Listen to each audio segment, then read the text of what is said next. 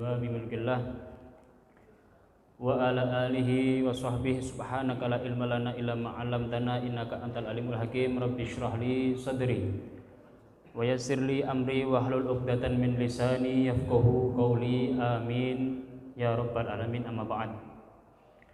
Hadratal muhtaramin wal mukarramin, bapak-bapak, ibu-ibu, jamaah Masjid Al-Iqbal yang dirahmati oleh Allah Subhanahu wa taala. Alhamdulillah, Allah masih memperkenankan kita, mentakdir kita untuk bisa berkumpul di masjid yang insya Allah diberkahi oleh Allah Ta'ala dalam keadaan sehat walafiat. Semoga kumpulnya kita pada malam hari ini merupakan tanda bahwa Allah ridha kepada kita, dan semoga kelak di akhirat kita dikumpulkan oleh Allah Ta'ala bersama-sama di surganya Allah dalam keadaan Allah ridha kepada kita. Amin ya rabbal alamin. Kita lanjutkan pembahasan fikih kita, yang mana pada pembahasan-pembahasan yang lalu sudah kita bahas tentang masalah adab-adab saat orang itu melakukan qadha'il hajah, atau secara garis besar kita masih di dalam pembahasan tentang tata cara bersuci atau membersihkan najis. Sudah kita bahas pada pertemuan yang lalu bahwasanya ketika orang itu selesai qadha'il hajah, maksudnya qadha'il hajah ini kencing atau BAB, maka dianjurkan untuk terlebih dahulu dia istibro, ya, menuntaskan sisa kencingnya, menuntaskan sisa BAB-nya. Kemudian baru setelah itu orang melakukan istinja. Sudah kita bahas juga bahwasanya istinja itu tata caranya ada 3 macam. Yang paling utama adalah istinja dengan menggunakan batu atau yang sejenisnya, tisu, lalu menggunakan air. Itu tata cara yang paling afdol, yang paling utama, yang paling bagus. Atau kalau tidak, kita pakai cara yang kedua.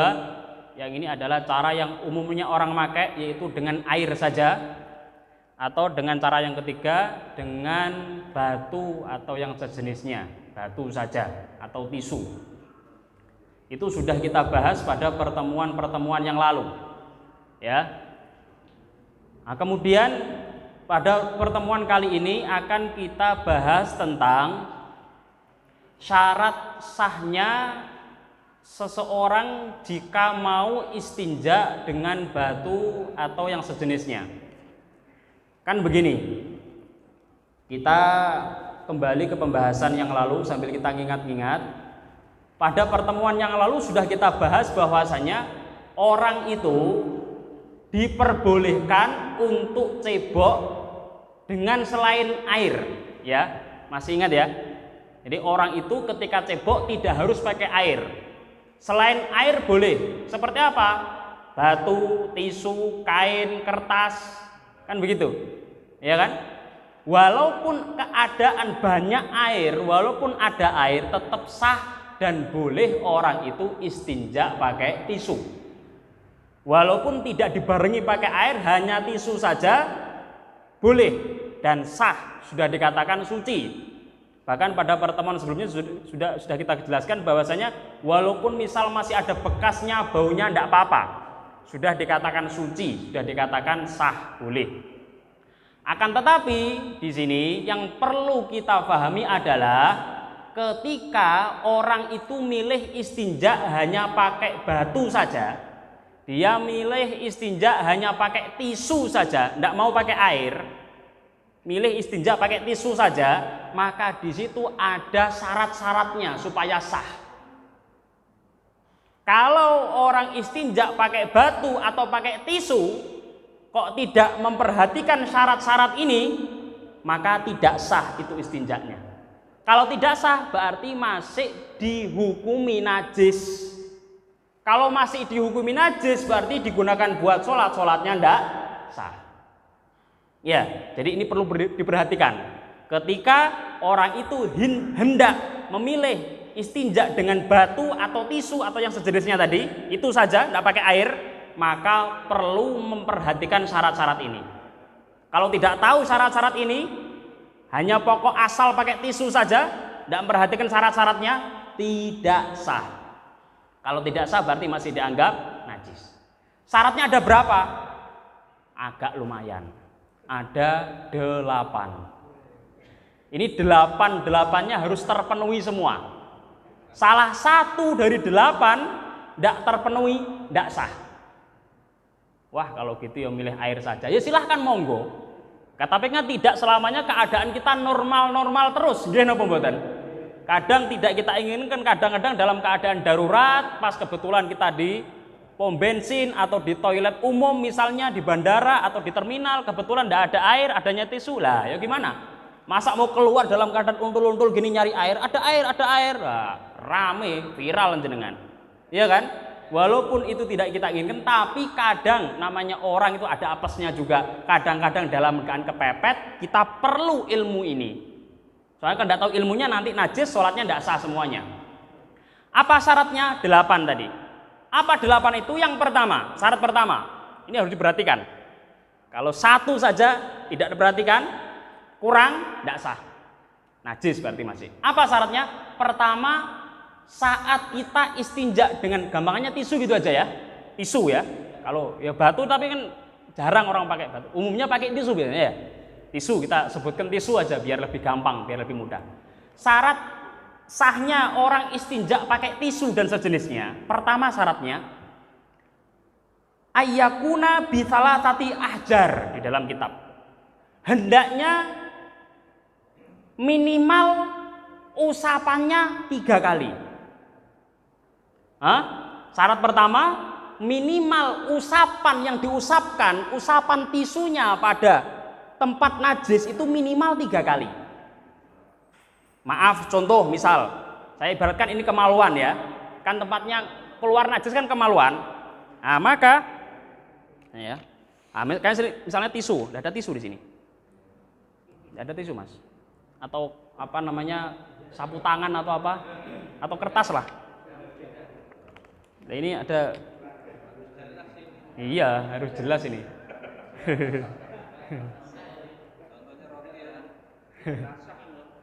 Kalau tidak jelas nanti malah salah paham ya.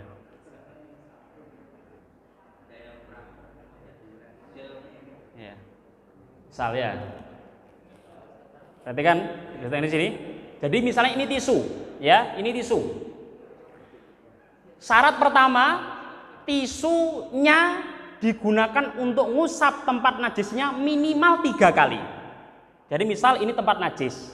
Jadi cara ngusapnya pertama, oh ya, wah kok gede banget ya.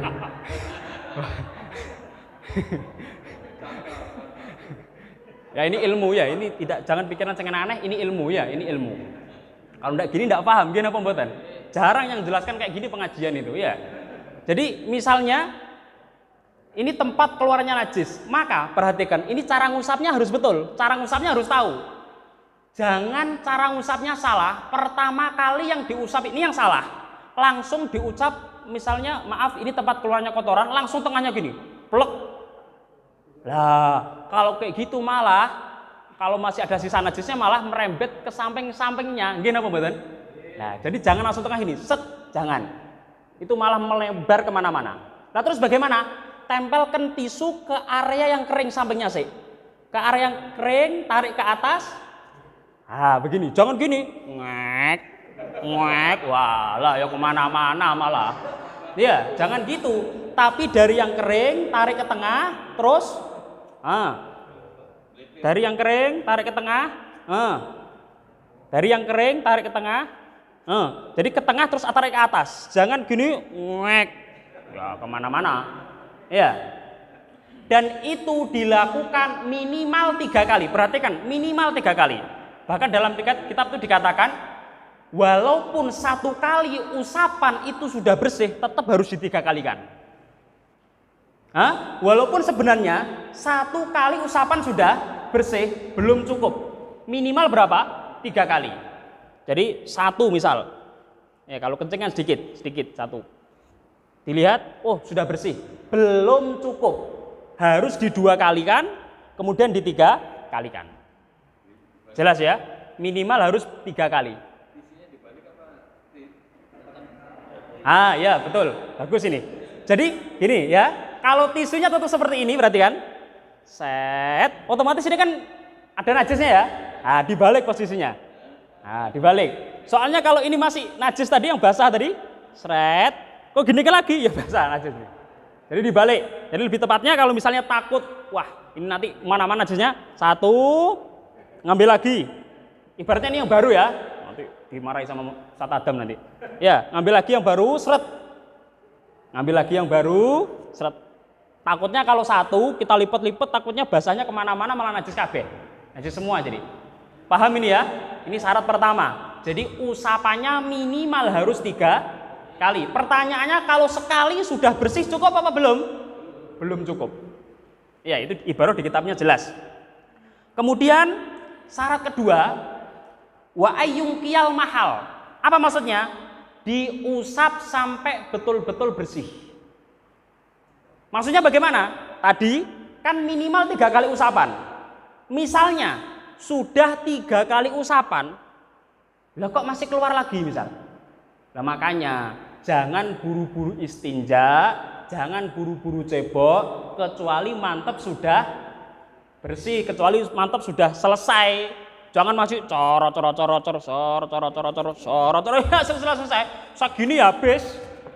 Ya, pastikan wis enggak keluar ini. Kerasanya sudah keluar semua baru. Ya, jadi baru sekali, 2 kali, 3 kali. Syarat kedua harus sampai bersih. Maksudnya bagaimana? Kalau misalnya sudah 3 kali usapan kok masih basah, kok masih belum bersih, harus ditambahi usapan yang keempat. Setelah keempat masih belum bersih juga, tambah usapan ke-5 sampai betul-betul bersih, walaupun sampai swidak rolas. Ya, walaupun sampai 21, 25 pun, sebanyak itu pun kalau memang itu baru bersih, ya harus sampai sebanyak itu. Nah, makanya biar tidak terlalu banyak tisunya dihabiskan, usahakan dituntaskan dulu, betul-betul berhenti, baru kemudian cebok. Jangan buru-buru cebok. Takutnya sudah diusap sekali, 2 kali, 3 kali masih keluar lagi. Ya belum bersih, tambah lagi, sampai kemudian bersih. Ini paham ya? Ini syarat kedua. Jadi diusap sampai betul-betul bersih. Minimal 3 kali. Kalau 3 kali belum bersih, sudah cukup apa belum? Belum, harus ditambah lagi. Sampai hanya tersisa baunya saja. Kalau bau kan tidak mungkin bisa dihilangkan kecuali pakai air. Nah, kalau sudah hanya bekas-bekas yang hanya bisa dihilangkan dengan air, sisanya hanya itu saja, maka sudah cukup. Sudah dikatakan suci, bersih. Jelas ya? Ini syarat kedua. Syarat ketiga, bolehnya orang itu istinja dengan batu adalah wa alla yajifan najas. Hendaknya najis yang mau dibersihkan pakai tisu, keadaan najisnya belum kering. Kalau kita hendak istinja pakai tisu, ternyata najisnya sudah keburu kering, tidak boleh pakai tisu, harus pakai air. Makanya kalau orang itu hendak niat dia pengen istinja pakai tisu, jangan terlampau lama nunggunya. Ya betul tadi sampai tuntas, tapi jangan kebablas sama ngerokok. Nah, tak tunggu sampai tuntas sambil ngerokok, dilihat loh wis kering. Nah, kalau sudah terlanjur kering, dikatakan dalam kitab ba'dhon au kullahu, baik keringnya sebagian atau kering semuanya. Pokoknya kalau sudah kering, baik kering separuh, wah ini kering separuh, pinggir-pinggir sudah kering tapi tengahnya masih basah, berarti tidak boleh pakai tisu, harus pakai air. Ya, makanya kalau mau istinja, mau cebok pakai tisu, jangan sambil ngelamun di kamar mandi mikir utang. Ya, jadi ngelamun sampai apa? Kering. Kalau kering dilihat, waduh kok sudah kering, jenengan ngambil tisu, mbok usap-usapkan gini, nah, sampai lecet, sampai keluar api ya tidak sah tetap itu. Ya, harus pakai air. Kalau sudah terlanjur kering, ya. Syarat kedua. Syarat apa? Syarat keberapa tadi? Ketiga. Sekarang syarat keempat. Syarat keempat, orang itu boleh istinja dengan batu kalau memang Allah yang takila. Apa maksudnya Allah yang takila? Najisnya tidak berpindah tempat. Najisnya masih ada di situ-situ saja. Kalau najisnya kok pindah tempat ke area lain, walaupun masih dalam satu tubuh kita, maka tidak boleh pakai tisu di area yang pindahannya tadi. Contoh, bolehnya istinja pakai tisu itu selama najisnya masih di sini, masih tetap di sini. Ketika misal tanpa kita sengaja kita gerak, kaget dengar suara apa? Lah kok? Apa itu namanya? Apa gitu? Nyiprat ya. Ada yang nyiprat kena lutut kita. Nyiprat kena paha kita. Nyiprat kena kaki kita. Perhatikan ini. Kalau nyiprat ke area yang lain, ke anggota tubuh kita yang lain, maka area cipratannya tadi harus pakai air. Yang boleh pakai tisu cuma di kemaluan saja. Jadi hati-hati ya.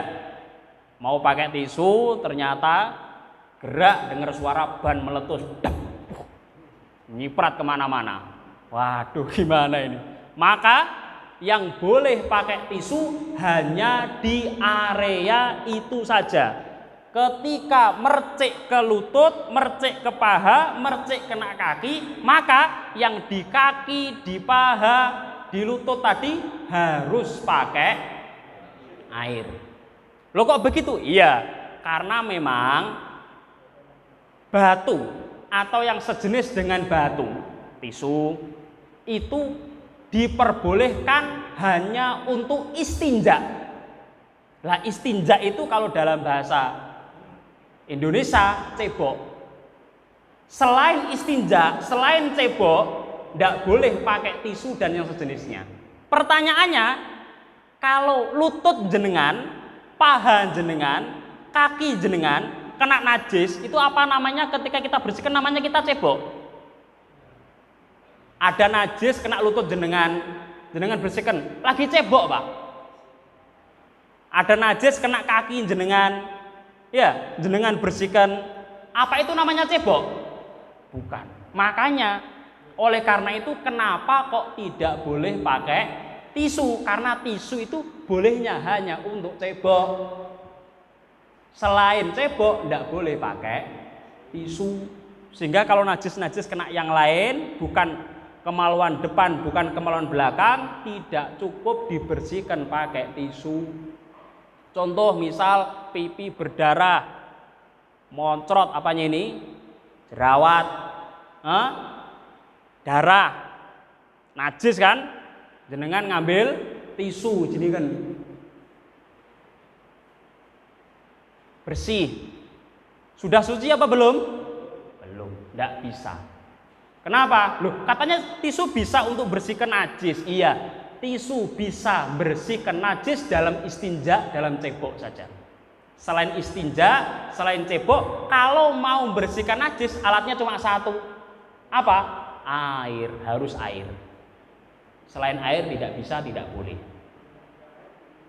Kalau tidak ada air, berarti itu keadaannya darurat.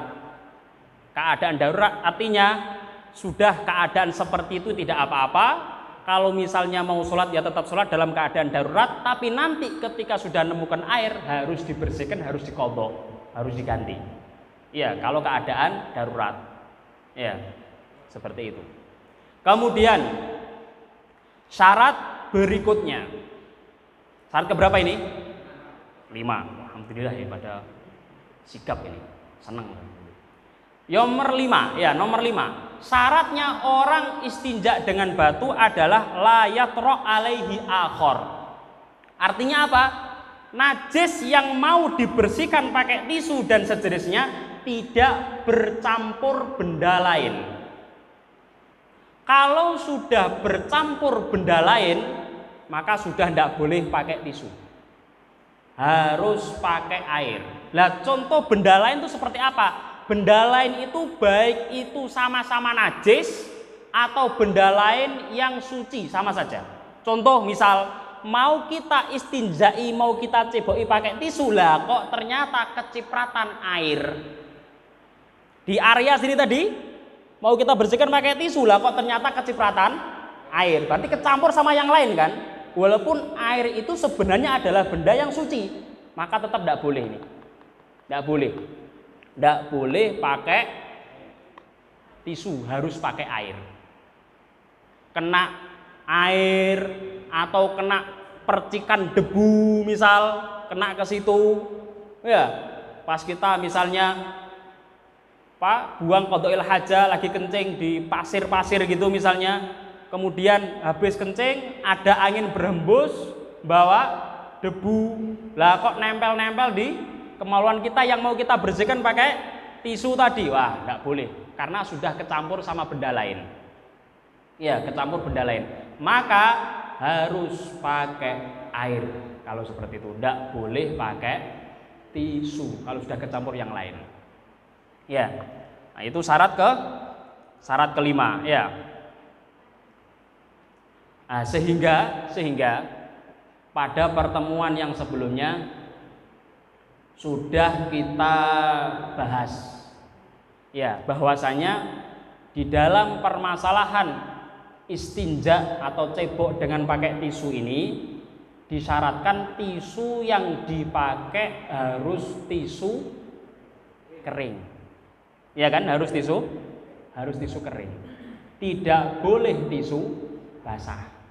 Karena kaitannya sama itu juga. Bahkan sebenarnya di dalam syarat-syarat benda yang hukumnya sama seperti tisu yang bisa digunakan istinja itu syaratnya bendanya ayyakuna jamidan. Jamidan itu kering. Harus kering. Tidak boleh basah. Ya, kalau basah tidak boleh, tidak sah. Kenapa kok demikian? Alasannya begini. Karena yang bisa membersihkan itu adalah yang kering. Kalau basah itu akibatnya bukan membersihkan tapi malah justru mindah najis. Tahu mindah najis? Maksudnya pindah najis yang sebenarnya najis cuma di sini aja. Tapi ketika kita bersihkan pakai tisu basah, najisnya malah pindah kemana-mana. Sret ngek, sret ngok, sret ngek. Sebenarnya yang najis cuma area sini saja. Tapi karena pakai tisu basah tadi itu, akhirnya yang samping-samping yang awalnya suci kering, jadi kena basahan tisu yang campur sama tadi, akhirnya najis semua. Jadi tisu basah itu bukan bersihkan najis, tapi malah justru mindah najis, mengakibatkan najisnya kemana-mana. Ya, nah di sini tidak boleh kena sesuatu yang lain itu. Ini perhatikan, tidak boleh kena sesuatu yang lain itu bukan cuma ketika mau istinja saja. Setelah istinja pakai tisu, ini juga tidak boleh kena benda-benda yang lain tadi itu. Jenengan istinja pakai tisu, lah kok kena air? Setelah selesai ini kena air, enggak boleh. Kecuali kalau kena keringat enggak apa-apa. Setelah jenengan istinja pakai tisu, ternyata keringetan patah jenengan, dalamnya keringetan lembab, kena bekas tadi itu, enggak masalah kalau keringat. Karena keringat itu sesuatu yang sulit untuk dihindari. Umumnya orang keringetan, apalagi gemuk, ya, gemuk, lembab, badannya kelihatan gerah terus. Jadi kalau keringat tidak apa-apa, tapi kalau air masih bisa dihindari. Hal yang lain masih bisa dihindari. Sehingga kalau ada pertanyaan misalnya pakai tisu basah tidak boleh. Kita pakai tisu kering sih. Setelah pakai tisu kering, kemudian pakai tisu basah. Boleh apa enggak? Boleh apa enggak? Ya enggak boleh, sama. Atau pakai tisu basah sih. Setelah pakai tisu basah, pakai tisu kering, boleh apa enggak? Ya enggak boleh. Tetap tidak boleh. Karena tadi itu syaratnya adalah tidak boleh kena benda lain. Ya, baik itu sebelum istinja atau setelah istinja. Lah terus caranya bagaimana? Misalnya ada orang sakit. Ya, misalnya ada orang sakit tidak bisa cebok. Ya, kalau pakai tisu kering kurang mantep. kurang mantep. Kalau tisu basah itu kan enak, ada lembab-lembabnya, ada basah-basahnya, kemudian bisa bersih, betul-betul keset bersih. Caranya bagaimana? Caranya begini. Kalau untuk orang yang sakit, tetap ini pakai pendapat yang terkuat ya kita orang, adalah pertama najis pada kemaluan kita jadikan najis hukmiyah dulu. Nanti dalam pembahasan najis itu ada istilah najis ainiyah, ada najis hukmiyah. Ya, jadi misal pakai tisu basah, ya, pakai tisu basah. Jangan bersihkan pakai tisu basah. Ya. Setelah jenengan pakai tisu basah, otomatis itu kan belum suci kan, masih najis tadi kan. Nah, tapi kemudian di situ jenengan mati lampu ini. Mati lampu. Ya, saya lanjutkan ya. Setelah pakai tisu tadi itu, ya setelah kita bersihkan, maka caranya itu najisnya namanya najis hukmiyah. Ya, najis hukmiyah. Kalau sudah jadi najis hukmiyah, perhatikan. Kalau sudah jadi najis hukmiyah itu secara zahir, secara kasat mata sudah tidak ada najisnya. Tapi hukumnya masih najis karena caranya belum benar. Lah, cara mensucikan najis hukmiyah bagaimana? Harus pakai air. Tetap harus pakai air. Tapi cara pakai airnya tidak sama seperti kayak pertama pakai air. Jadi biar. Nggak harus sampai gitu. Nggak harus setengah ember habis. Nggak harus 1 ember habis. Nggak harus. Yang penting ketika tadi area sudah bersih betul, pakai tisu sudah bersih betul, ya secara zahir, secara kasat mata sudah ada, area itu digenangi air. Dikasih air secukupnya, merata. Maka itu sudah cukup, sudah dikatakan bersih, suci. Tidak perlu suluh berdiri digambar biar, tidak perlu. Ketika sudah jadi najis hukmiyah, maka tinggal kasih air, dialirkan kayak gini aja. Misal kayak ini ya, misal ini. Di dalam meja ini ada najis. Kita bersihkan pakai tisu basah misal. Setelah itu basah, kemudian semuanya kering. Bau, warna, rasa, tidak ada semua sudah. Bau najisnya, warna najisnya, rasa najisnya, tidak ada semua. Suci apa belum? Belum, karena belum pakai air. Harus pakai air. Nah terus bagaimana biar suci? Genangkan air gitu aja. Kita ngambil air, kita genangkan begitu.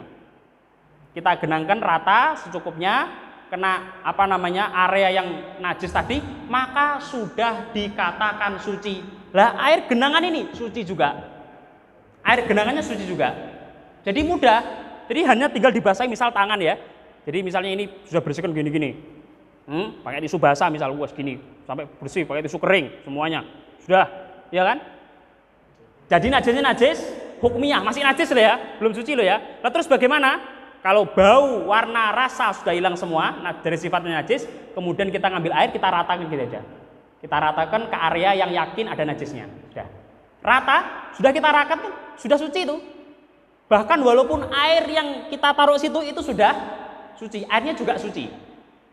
Caranya begitu.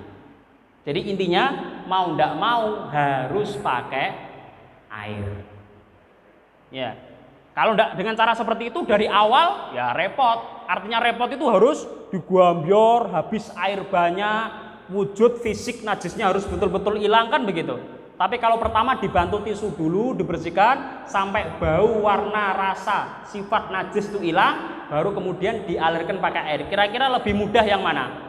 Lebih mudah yang dikasih tisu dulu baru digenangkan air sekitar gitu aja, atau dari awal enggak pakai tisu, enggak pakai apa langsung digambar. Lebih repot yang mana? Lebih repotnya pakai air, kan perlu air banyak tentunya. Ya kan?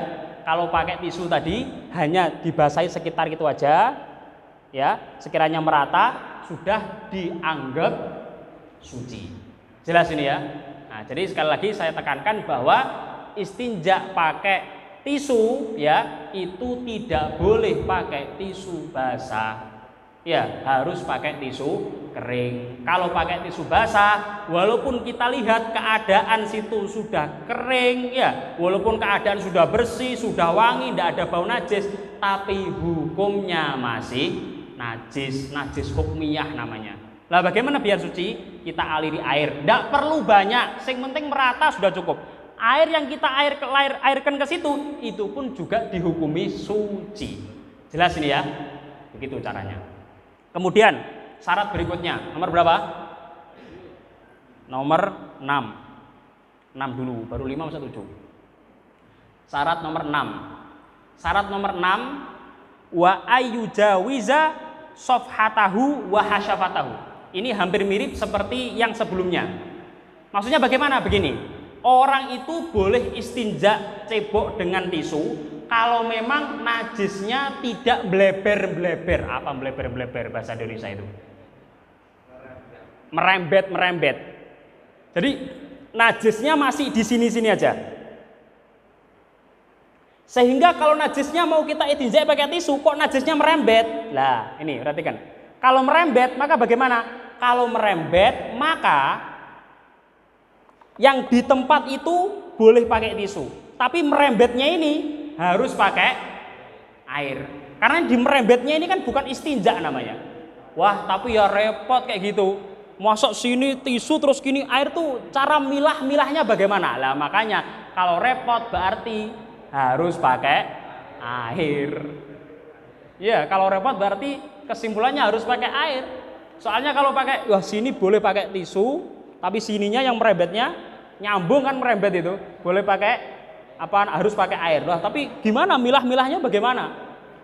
Lagian kalau misalnya samping-sampingnya merembetnya ini kita pakai air, otomatis kan akan nyambung kena sini.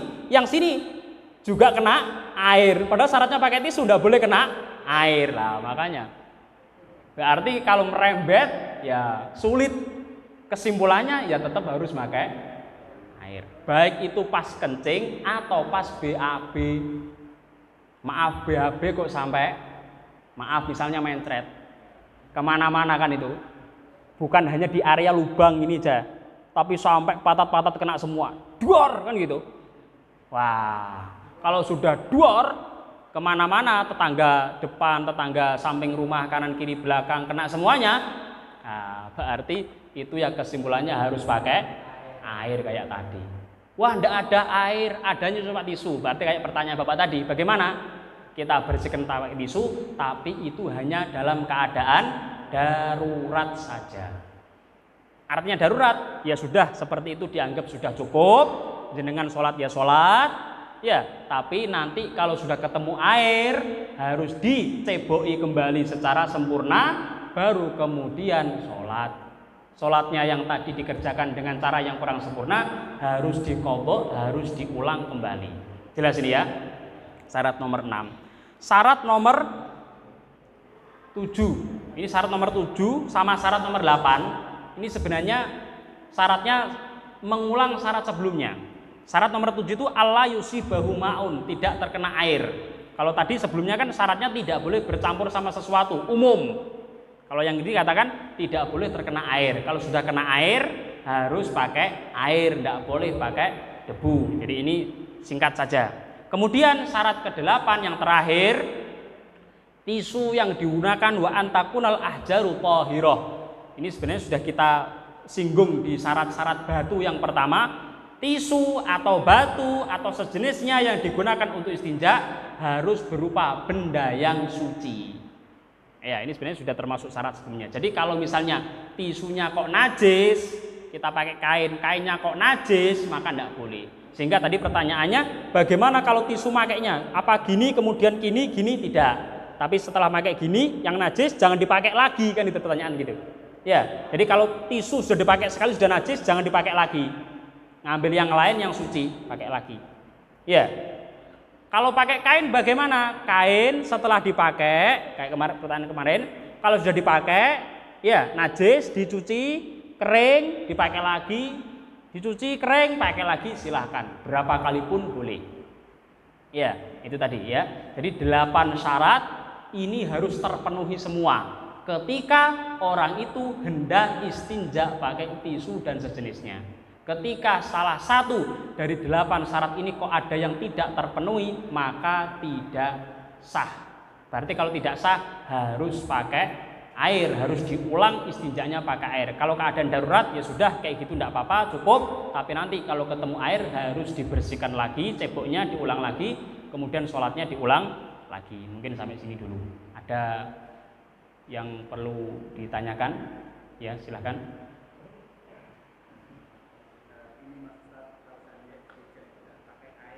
Ya. Gimana?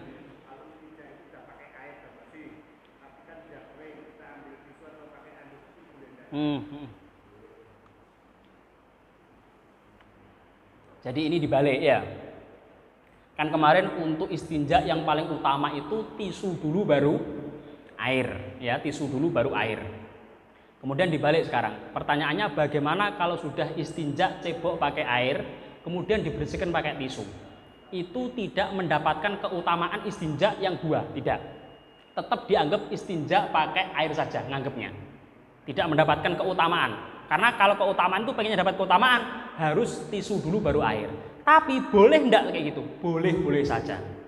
Boleh. Iya. Jadi tapi tidak dapat keutamaan dua tadi. Biasanya kan gini ya, mungkin umumnya orang nganggap kalau sudah istinja pakai air kan merasa basah, agak risih. Kemudian dibersihkan pakai handuk, dibersihkan pakai tisu. Itu handuk yang dibuat bersihkan, tisu yang dibuat bersihkan itu tetap suci itu. Karena kan sudah suci. Jadi anduknya walaupun basah, suci itu. Tisunya walaupun basah, suci. Kalau memang tadi cara ceboknya sudah benar. Jadi tisu tadi basah, jenengan jemur atau jenengan buat usap gini, tidak masalah.